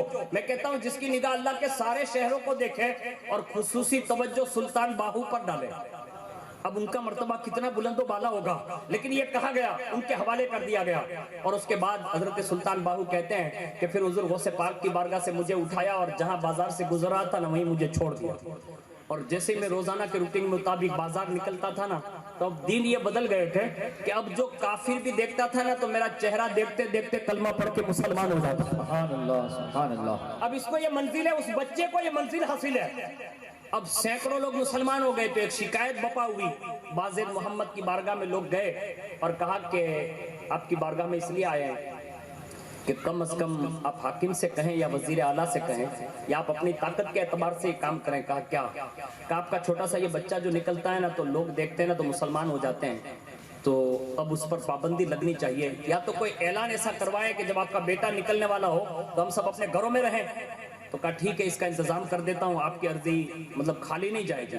کہا بہت بڑا شکریہ ہوگا آپ کا کہ آپ کم از کم ہمارے لیے اتنا تو ضرور کر دیں گے۔ بس اتنا کہا اور اپنے بیٹے سلطان باہو کو بلا کر فرماتے ہیں بیٹا روزانہ نہ نکلا کرو، ہفتے میں ایک بار نکلا کرو، اور جب نکلو نا تو بیٹا ایک کام کر دیا کرو، کسی آدمی کو ساتھ لے کر چلو، وہ آگے آگے کہتا جائے ہٹو ہٹو گھروں میں داخل ہو جاؤ، سلطان باہو نکلنے والا۔ اب یہ جس کا دل جو کلمے کی لذتوں سے آشنا ہوتا ہے نا، باہو اسی لیے کہتے ہیں۔ یہ باہو میں ہو جو ہے نا اس سے مراد اللہ کی ذات ہے۔ یہ سلطان ضرور ہے لیکن اللہ کے ساتھ والا سلطان ہے، 5 سال کی کرسی والا بادشاہ نہیں ہے۔ ہاں، اور جو باہو کے ساتھ سلطان بنتا ہے نا تو پھر اس کی حکومتیں ختم نہیں ہوتی، اس کی سیکورٹی یوں بڑھتی ہے۔ اب جیسے ہی باہر نکلنا چاہتے ہیں تو ایک آدمی سے نزا لگوا دیتے، لوگ کہہ دیتے کہ ہٹو ہٹو دروازے بند کر لو، کھڑکیاں بند کر لو، سلطان باہو نکلنے والے ہیں۔ اور جیسے ہی باہر نکلتے نا تو کھڑکیاں بند ہوتی، دروازے بند ہوتے، تنے تنہا اکیلے جا رہے ہوتے بچپنے میں۔ تو لوگ کیا کرتے کہ یہ کون سا ایسا بچہ ہے جس کو دیکھنے پر پابندی ہو؟ تو کم از کم لوگ کیا کرتے معلوم ہے، جو غیر مسلم ہوتے ہیں وہ کھڑکیوں میں سے ایسے دیکھتے، یعنی جو کھڑکیاں ہوتی ہیں نا اس میں سے تھوڑا سا کھول کے دیکھتے، کوئی دروازے میں کھول کے دیکھتا، کوئی اوپر چھت سے دیکھتا، وہاں سے جو دیکھتا نا وہ بھی کلمہ طیبہ پڑھنے لگتا، دروازے سے جو دیکھتا وہ بھی کلمہ طیبہ پڑھنے لگتا، کھڑکیوں سے دیکھتا وہ بھی کلمہ طیبہ پڑھنے لگتا، اور لوگوں میں ایک شور مچ جاتا۔ پتہ یہ چلا جو کلمے کی حقیقت جان لیتے ہیں ان کے چہروں کی نشانی یہی بتائی گئی ہے کہ ولی وہی ہے جس کو دیکھو تو خدا کی یاد آ جائے۔ سبحان اللہ سبحان اللہ۔ اسی کو ولی کہتے ہیں، اور یہ کلمہ طیبہ سے بنتا۔ آپ کو پتا ہے ایک بات اور بتا دیتا ہوں، آج ہماری اور آپ کی اگر لسٹ نکالی جائے تو میرے خیال سے میری لسٹ میں اپنی گن رہا ہوں، آپ کی نہیں، اگر میری لسٹ نکالی جائے نا تو 24 گھنٹے میں 24,000 گناہ نکل سکتے ہیں۔ ہاں، اور یہ کوئی مبالغہ نہیں کر رہا ہوں، یعنی اپنے آپ کو عاجزی کے لیے وہ ڈرامے نہیں کر رہا ہوں، حقیقت بتا رہا ہوں کہ ہم لوگوں جیسا پاپی کوئی نہیں ہوگا الا ماشاءاللہ۔ آپ کے سامنے جبے کبے پہن کے آ جاتے، یہ منافقت کرتے ہیں۔ اگر اللہ کی ستاریت کا پردہ نہ ہوتا تو شاید اس دور کے کسی امام کے پیچھے کوئی نماز پڑھنے کے لیے تیار نہ ہوتا۔ اگر اللہ کی ستاریت کے پردے نہ ہوتے تو کسی پیر کے ہاتھ میں کوئی مرید ہاتھ دینے کے لیے تیار نہ ہوتا۔ اس لیے کہ آج دیکھو نا تو ہمارے دل نفس اور شیطان کے مطلب جمگٹھے بنے ہوئے ہیں۔ غرور ہمارے پاس، تکبر ہمارے پاس، حسد ہمارے پاس، بغض ہمارے پاس، کینہ ہمارے پاس، دشمنی ہمارے پاس۔ حد تو یہ ہے آج 5 مولانا اکٹھے اسٹیج پر بیٹھنے کے لیے تیار نہیں ہے۔ میں یہ کوئی کسی کی غیبت نہیں کر رہا ہوں، یہ حقیقت حال سے پردے اٹھا رہا ہوں۔ آج 2 پیر سمادھان کرنے کے لیے تیار نہیں، مرید کہاں سے ایک جگہ بیٹھیں گے؟ لیکن واہ، جن کے دل صاف ہوتے ہیں نا، ان کے دل کے مطلب تار جس ذات سے ملے ہوئے ہوتے ہیں نا، ان کا نکھار ہی الگ ہوتا ہے۔ حضرت سلطان باہو، جس کے چہرے پر رونق اتنی تھی کہ وہ کلمہ پڑھ کے مسلمان ہو جاتے تھے، لیکن ایک بات بتا رہا ہوں، گناہ بہت سارے ہیں نو ڈاؤٹ، چھوٹی موٹی نیکیاں بھی کر لیتے ہیں نا تو اس میں بھی ہم لوگ شور مچاتے ہیں، اور کتنا شور معلوم ہے؟ جیسے میں اپنی بات بتاؤں، اگر آپ جلسے میں میرا فوٹو پڑھ لو تو 10 سیکنڈ کے بعد فیس بک میں میں نظر آؤں گا، ظاہر سی بات ہے۔ ہاں، یعنی اب بغیر دکھاوے کے اب ہمارا اور آپ کا نفس مانتا ہی نہیں ہے، اور اسی کو کہتے ہیں ریاکاری، اسی کو کہتے ہیں ریاکاری۔ اب ریاکاری کے لیے الگ پیمپلیٹ ہے؟ کوئی پیمپلیٹ نہیں، یعنی ہر بندہ اپنی نیکی کا اظہار چاہتا ہے۔ میں کہتا ہوں اب اس سے بڑا گناہ اور کیا ہوگا؟ اور آپ اتنے سارے لوگ بیٹھے ہیں، میں آپ کا کوئی حساب نہیں لیتا، لیکن ایک بات بتاتا ہوں، میرے خیال سے وہ 12ویں شریف سے لے کر یہ 12ویں شریف کے چاند تک، آپ کو اب میں اگر پوچھوں نے کہ پورے سال میں کتنی فجر کی نماز پڑھی ہے، تو میرے خیال سے 12 فجر کی نمازیں گنوانا ہمارے لیے مشکل ہوگا، مشکل ہے۔ میں کہتا ہوں تو ہم کون سے عشق کے دعوے دار ہیں، کون سا کلمہ پڑھا ہم نے؟ سلطان باہو اتنے مرتبے پر فائز ہے، مرید رسول اللہ کے ہیں، یعنی یہ عالم روحانیت میں مرید رسول اللہ کے ہیں۔ فیضان صدیق اکبر کا، فاروق اعظم کا، عثمان غنی کا، مولا علی کا، ماں خاتون جنت امام حسن امام حسین اور غوث پاک کا فیضان حاصل ہے، لیکن پھر بھی اپنی ماں سے ایک دن کہتے ہیں، ماں کا کیا کا باطنی طور پر میں رسول اللہ کا مرید تو ہو گیا ہوں، لیکن تیرا تقویٰ دیکھ کر مجھے یوں لگتا ہے کہ میں تیرا بھی مرید ہو جاؤں۔ یعنی ماں کتنی نیک ہوگی، ماں کتنی پاکیزہ ہوگی، کہا ماں میں تیرا مرید بن جاؤں، کہا بیٹا نہیں، ظاہری طور پر پیر بناتے ہیں اور اس میں عورتوں کو پیر نہیں بناتے ہیں۔ اور ابھی ایک عورت کا ویڈیو چلا، آپ نے دیکھا ہو تو شاید، اب سوشل میڈیا نہیں چلاتے نا، سوشل میڈیا چلاتے کہ نہیں چلاتے؟ کہیں ایسا تو نہیں کہ برکاتی مجرم ہے بیچارہ کہ خالی وہ سوشل میڈیا دیکھ رہا ہے؟ آپ چلاتے کہ نہیں؟ فیس بک چلاتے کہ نہیں چلاتے؟ واٹس ایپ چلاتے ہیں؟ گروپ میں ہیں؟ آپ نے دیکھا ہوگا ایک پیرانی اماں بیٹھی ہے، اب وہ کہاں کا ویڈیو ہو میں نہیں جانتا، اور اس میں ایک بندہ سامنے بیٹھا ہے، ایسے ادب وال کے کرسی پر وہ اماں جان بیٹھے ہیں اور سامنے وہ بندہ بھی بیٹھا ہوا ہے، اور اس کے بعد وہ ہاتھ سے مطلب ہاتھ ملاتا ہے، اور ہاتھ ملانے کے بعد وہ کچھ دم بم کر کے پھر وہ اپنے سینے سے لگواتی ہے۔ یہ ویڈیو ہے۔ میں کہتا ہوں بابا سلطان باہو کی والدہ اتنی پاکیزہ اور اتنی ولیہ ہے، پھر بھی کہتی ہے کہ بیٹا عورت مرید نہیں بنا سکتی، اور یہاں حال یہ ہے کہ اس کو مشہور اس نام سے کیا جا رہا ہے۔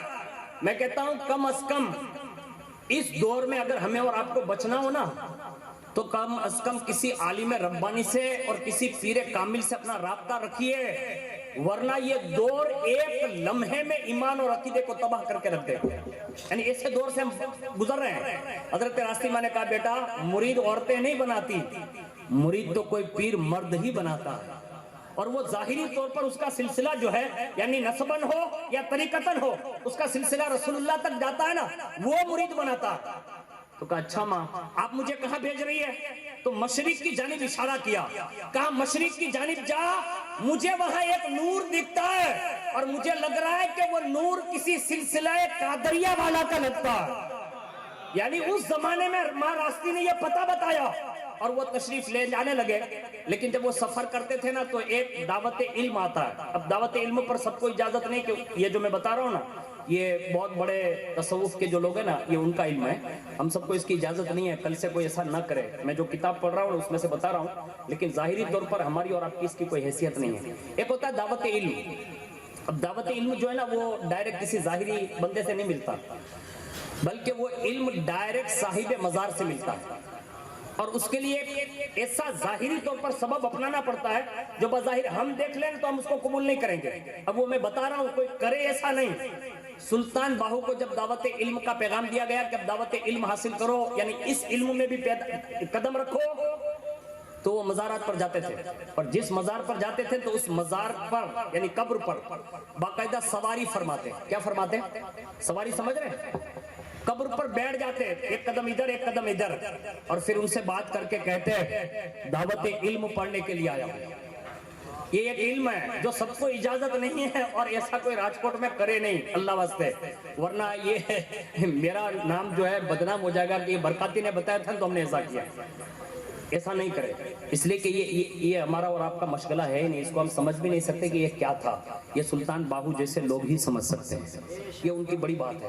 اب انہوں نے جب ایک قبر پر حاضری دی نا، تو جیسے وہ سوار ہوئے اور سوار ہو کے کہا کہ دعوت علم کے لیے آیا ہوں، اتنے میں قبر پر ایسے لرزہ تاری جیسے وہ قبر ہلی، اور جیسے ہلی نا تو آپ فرماتے ہیں کہ میرے پیروں سے لے کر میرے جسم میں آبلے پڑ گئے، یعنی پھوڑے نکل آئے۔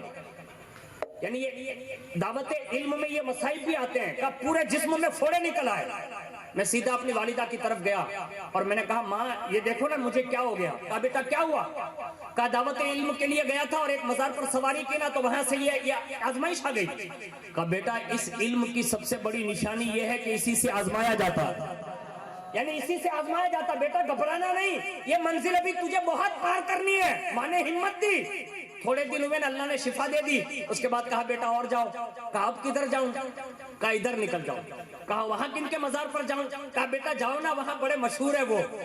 گئے اور جیسے وہ نکلتے نکلتے نکلتے اس سرزمین پر پہنچے جہاں بہاؤالدین زکریہ ملتانی کا شور ہے، یعنی جن کا گنبد آسمانوں سے باتیں کر رہا، ایسے مشائخ کے درگاہ پر گئے اور جا کے ہو گئے سیدھے سوار، بیٹھ گئے مزار پر، اور بابا بہاؤالدین زکریہ ملتانی سے کہے حضرت دعوت علم کے لیے آیا ہوں، پڑھاؤ 2-3 سبق۔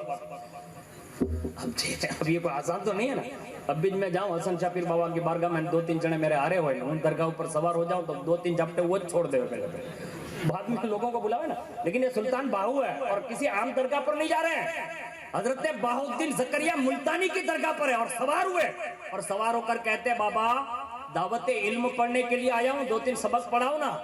اتنے میں وہ قبر ہلی، یعنی جیسے جنبش ہوئی، اور جیسے جنبش ہوئی نا تو باقاعدہ غیب سے آواز آئی، اور وہ آواز ڈائریکٹ بغداد معلیٰ کے سلطان سرکار بغداد کی تھی۔ سبحان اللہ سبحان اللہ۔ اور کہا زکریا ملتانی سنبھل کے، اس کو میں نے بھیجا ہے، سبحان اللہ۔ سنبھل کے اس کو تکلیف نہ دینا، یہ اسی راہ کا مسافر ہے، دینا چاہو تو جلدی دو، یہ میرا بھیجا ہوا ہے۔ جب یہ آواز سنی نا تو قربان جائے سلطان باہو کی قسمت پر، اللہ اللہ، میں اس جوان کو کیا کہوں۔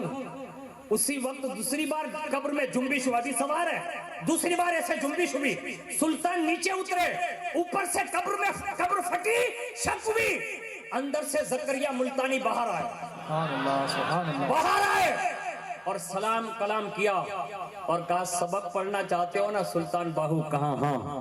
کہا 2-3 سبق پڑھا دیتا ہوں۔ وہیں پڑھایا اور کہا اگر سرکار بغداد نہ کہتے تو دوسری آزمائش میں مبتلا ہو جاتا۔ کہا یہ مجھے سرکار بغداد نے اشارہ دیا کہ میں تمہیں پڑھا دوں، یہ پڑھا دیا۔ پھر وہاں سے نکلے اور پھر اپنی والدہ کی بارگاہ میں آئے۔ کہا ماں اب تو بڑا غضب ہو گیا۔ کہا کیا ہوا؟ کہا زکریا ملتانی سے ملاقات ہو گئی۔ کہا اچھا؟ کہا مرید نہیں بننے کی خواہش کی؟ کہا نہیں۔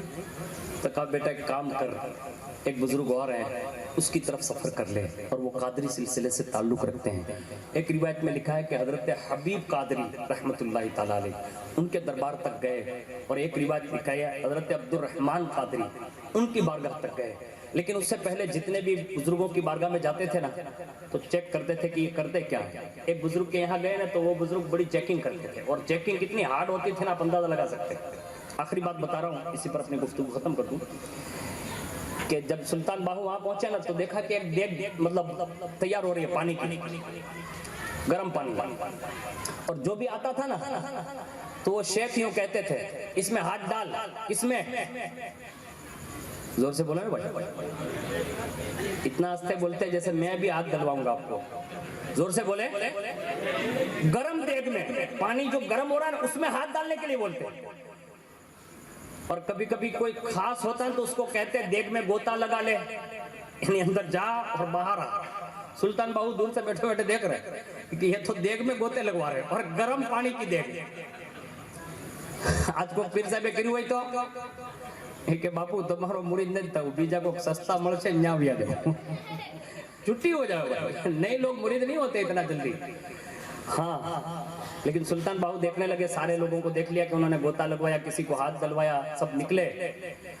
जैसे ही सुल्तान बाहू बैठे रहे तो कहा सुल्तान इधर आ, तू नहीं चाहता?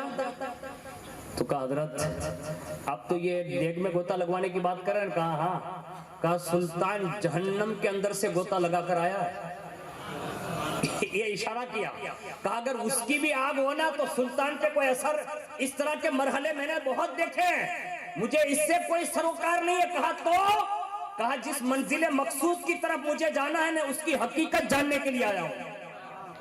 अब उन्होंने इम्तिहान लिया। कहा सुन सुल्तान, उसके लिए तुझे मेरा पीछा करना पड़ेगा। कहा जहां आप जाएंगे सुल्तान पहले वहां पहुंच चुका होगा। अब जब पीछा करवाए ना तो कितना बड़ा पीछा करवाए मालूम है? अचानक गायब हुए, और जैसे गायब हुए ना तो एक जंगल में कोई खेती कर रहा था ना, उसकी शक्ल में वो उसको हटाकर खुद ही खेती करने लगे, यानी उसे हटा दिया और बाकायदा खेती करने लगे। और जैसे हल चला रहे थे ना तो सामने से सुल्तान बाहू चलकर आकर कहते हैं, कहा बलद भी चलाने का सही तरीका मालूम नहीं है। देखते कहा सुल्तान तू यहाँ? कहा मैंने नहीं कहा, तुम जहां पहुंचोगे ना सुल्तान पहले पहुंच जाएगा। बस अभी ये कहा वो पीर साहब जो है ना वहीं से गायब हुए, और समंदर की तह में जाकर किसी कश्ती वाले मल्ला से कहा हट, कश्ती मैं चलाता हूं। और जैसे ही कश्ती खुद चलाने लगे ना वो पीर साहब, तो आगे आगे सुल्तान जा रहे हैं चलकर।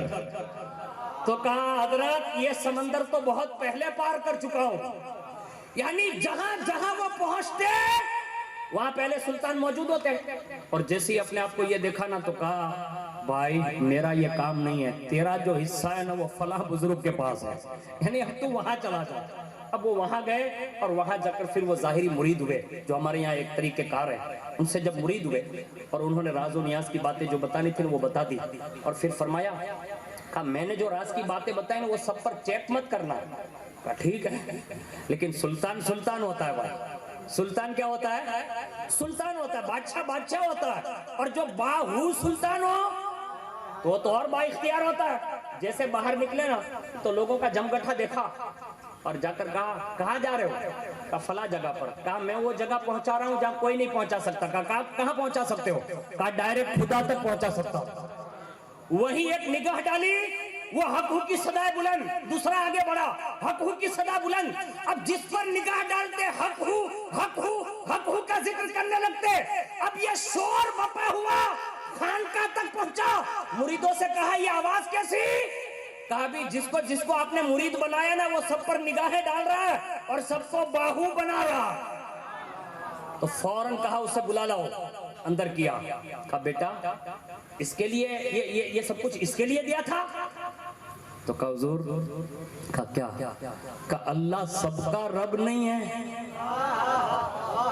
ये सवाल किया पीर साहब से, अदब से। कहा अल्लाह सबका रब नहीं है? कहा अल्लाह सबका रब है। तो कहा सब यही चाहते हैं कि रब मिले। तो मैंने ट्राई कर ली कि सब चाहत है तो पहुंचा दूं। मैंने इसलिए आपका फैजान जो है बाहर जाहिर किया ताकि सिलसिला कादरिया का फैजान पूरी दुनिया तक पहुंचे। मैं कहता हूं आप में और हम में भी ये ताकत तो कम से कम नहीं, लेकिन कम से कम अपने भाइयों को नमाजी तो बनाएं, कम से कम जाहिरी कलमे का आदी तो बनाएं। माह रबीउन नूर चल रहा है, सोमवार या जुमेरात का रोजा रखवा कर उसे रोजे की आदत तो दलवाएं। मेरी कौम की बेटियां हैं, उन्हें सैयदा रास्ती बीवी के हवाले से बताकर उन्हें की सीरत का सबक तो पढ़ाएं। इस अंदाज में हम जाहिरी काम करते रहेंगे ना तो ऐसा तो नहीं बन सकते जैसे सुल्तान बाहू बने, लेकिन कम से कम उनकी नकल करने की वजह से हमारी अक्लें जरूर ठिकाने पर आ सकती है। ऐसा करने की जरूरत है। और कलमा तैयबा के आखिर में एक जुज बताकर अपनी गुफ्तगू खत्म कर दूं। अगर कोई जोर से कलमा तैयबा पढ़े तो उसको फायदा क्या मिलेगा? मैं इस बात की तरफ आ रहा था कि हमारे गुनाह और नेकियों का हम हिसाब लगाएं तो पार नहीं होगा, लेकिन अगर गुनाह ज्यादा है, कलमा तैयबा की एक फजीलत पढ़ देता हूँ, हदीस शरीफ में है, जो कलमा तैयबा को मद के साथ पढ़ेगा यानी लंबा करके क़िरत करके, अब उसको मैं पढ़ के आपको सुना देता हूँ, हो सकता है आपको आ जाए। बिस्मिल्लाहिर्रहमानिर्रहीम। ला इलाहा इल्लल्लाह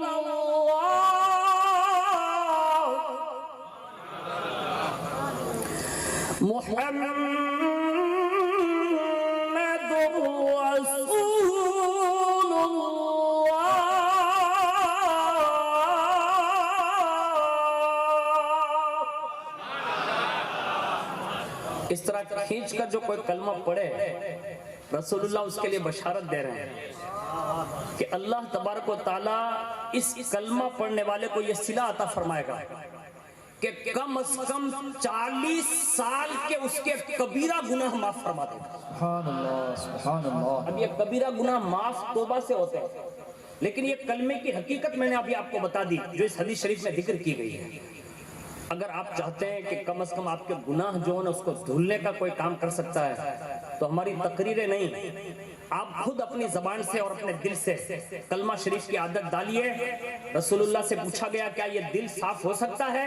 تو فرمایا ہاں، کوئی کلمہ پڑھ لینا تو اللہ اس کے کفر کے زنگ کو دور فرما سکتا ہے۔ جب کفر جیسا زنگ دور ہو سکتا ہے تو کیا گناہوں کا زنگ دور نہیں ہو سکتا؟ ضرور ہو سکتا ہے، لیکن ہمیں کلمے کی عادت ڈالنی ہوگی، اور اس کے لیے ماہ ربیع النور شریف چل رہا ہے ماشاءاللہ۔ کم از کم اتنا تو کیجئے کہ زیادہ سے زیادہ کچھ نہ صحیح 111 بار، 112 بار، 313 بار، جو بھی آپ سے بن سکے کم از کم کلمہ شریف پڑھا کریں۔ ہو سکتا ہے کبھی دل سے وہ کلمہ نکل گیا نا، اسی وقت اللہ نور ایمان سے منور فرما دے گا۔ اللہ تعالیٰ سے دعا کرتے ہیں کہ اللہ تعالیٰ مجھے آپ کو سب کو اس کلمے کی برکتوں سے مالا مال فرمائے، اور جن نام والا صفات کا ان دونوں میں ذکر ہے کہ میرے کریم ان ناموں کا واسطہ تو ہمارے گناہوں کو معاف فرما دے، ہماری غلطیوں کو معاف فرما دے، اور جس برد قلندر کا ذکر کیا حضرت سیدنا سلطان باہو علیہ رحمہ، مولا ان کے فیضان سے ہم سب کے دلوں کو منور فرما دے، مولا ان کے فیضان سے ہمیں صحیح معنوں میں کلمے کی حقیقت کو سمجھنے کی توفیق عطا فرما، مولا اس کلمے کے جو تقاضے ہیں مولا اس کو پورا کرنے کی توفیق عطا فرما، آمین برحمتک یا ارحم الراحمین۔ ایک اعلان سماعت کر لیں۔ اب میرے خیال سے اگر میں گنتا تو نہیں ہوں لیکن 100 150 جو بھی آپ بیٹھے ہیں، کل سے کم از کم ایک ایک آدمی کو ساتھ میں ضرور لے کر آئیں گے انشاءاللہ۔ ایسے ہاتھ تو اونچا کریں، تھوڑا حرکت میں برکت ہے یار، ایسے ہاتھ اونچا رکھیں بھی۔ ہمارا جھنڈو لامبو کروانا ہے نا کو اپنی پارٹی میں تو ورنہ غلام نہ مدعو ہے ہمارا بھائی، یہ تمہارے نبی کی بات بتا رہا ہوں، یہ میں کسی اور کی مجلس میں لے جانے کے لیے نہیں کہہ رہا ہوں۔ حضور کی محفل میں کم از کم ایک بندے کو لاؤ گے نا گھر سے پکڑ کر، دوسرے کے گھر جانے کی بھی ضرورت نہیں پڑے گی میرے خیال سے۔ اور میری بہنیں جو ہے نا ان سے بھی گزارش ہے، ہم گھر بابا جو جائے نا پتی پتی نے پکڑی آئے لیا انہیں کیوں ہماری بہن یہاں تنے کائیں نہیں ملے جینا صدقہ ما اللہ تنے عزت دیدی جنے ای نبی نا جلسہ ما ہائی، અને એક બેન આવીને સારી વસ્તુ સાંભળી લેશે ને અને માં ખાતુને જન્નત એક નિગાહ નાખી દેશે ને તો ઇન્શાઅલ્લાહ એની કોખથી ગુલામે હુસૈન જન્મ લેશે। سبحان اللہ سبحان آپ سب سے گزارش ہے ہاتھ بلند کریں، انشاءاللہ کل سے ایک ایک بندے کو لائیں گے انشاءاللہ۔ اور لوگ یہ کہیں کہ مولانا کیا پارٹی بنانی؟ میں نے کہا پارٹی نہیں، یہ تو روز ازل سے رب کا خود کا اعلان ہے۔ انبیاء سے کہا تھا اگر میرا نبی آ جائے نا تو ان کا ہی نام لینا، ان کا ہی چرچا کریں، تو کم از کم ایک ایک بندے کو لے آؤ گے نا، اگر وہ سدھر جائے گا تو آپ کا کیا جائے گا، حضور کی شفاعت نصیب ہو جائے گی، یہی ہمارے لیے بہتر ہوگا۔ اللہ تعالیٰ مجھے بھی کل کسی کو دعوت دینے کی توفیق عطا فرمائے، لیکن یہ دو بندے جو ابھی حاضر ہو رہے ہیں نا ان کو میں نے دعوت دی الحمدللہ۔ یہ جو ابھی دونوں بزرگ تشریف لائے نا، میں نے واٹس ایپ میں ان کو کہا تھا کہ آپ دونوں تشریف لائیے گا، تو میں نے تو آج 2 جمع کر دیے، تو کم از کم آپ کا حق راجکوٹ میں بنتا ہے 4 بندوں کو لانا چاہیے۔ کتنوں کو لانا چاہیے؟ لیکن کم از کم 4 کے ساتھ ایک ملا لینا تاکہ پنجے تنے پاک کے 5 ہو جائے۔ وما علینا الا البلاغ۔